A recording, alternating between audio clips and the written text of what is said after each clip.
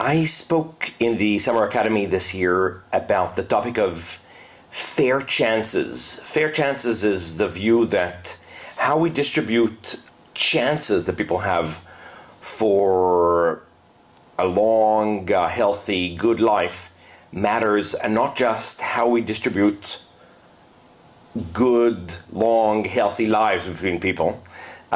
So the prospect, the chance is, on that view, a distribuendum, if you will, of fairness. If you care about things like equality or priority to the worse off, you should also include in that some equality or priority to the worse off in terms of the prospects that people have, not just the chances. And that is not just because of the instrumental value of minding it, but also it's allegedly important in its own right. So here are two illustrations. We often have lotteries for trying to decide how to allocate a medical service or good which is not easily divisible or indivisible completely. A scarce organ for transplantation, intensive care. That may reflect a thinking that there is some importance in distributing the chance for that good in a certain way, not just if you can't, in terms of the realizations, the outcomes, somebody will get it, somebody will not.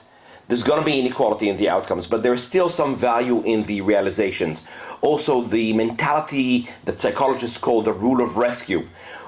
In 1987, a 1.5-year-old baby named Jessica McClure fell into a well in the backyard of her parents in the US, and Americans donated millions of dollars to the rescue mission that eventually rescued baby Jessica, everybody's baby, as then President Ronald Reagan called her, so that her life is saved. When somebody's in distress, we are propelled to help. But Americans were not sending that money to build simple fences around backyard wells so that we prevent the falling of babies and grown-ups into wells at all. They didn't do the more cost-effective thing that might have saved more lives in the long run. They were willing, when somebody was identified as with very poor chances, to help them. And that may reflect a thinking that there is something unfair about the fact that somebody is identified, in this case, as in disproportional bad chance, bad prospect, and that is something disturbing in its own right.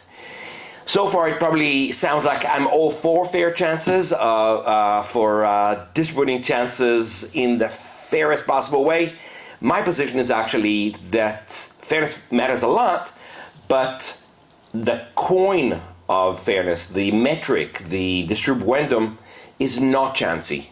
There is a lot of chanciness in the world, but what we should do is increase the chances that a fair and efficient distribution of good realizations, of good outcomes, of having had a long, healthy, good life will come about. But to explain my argument for that would take too long for this short conversation.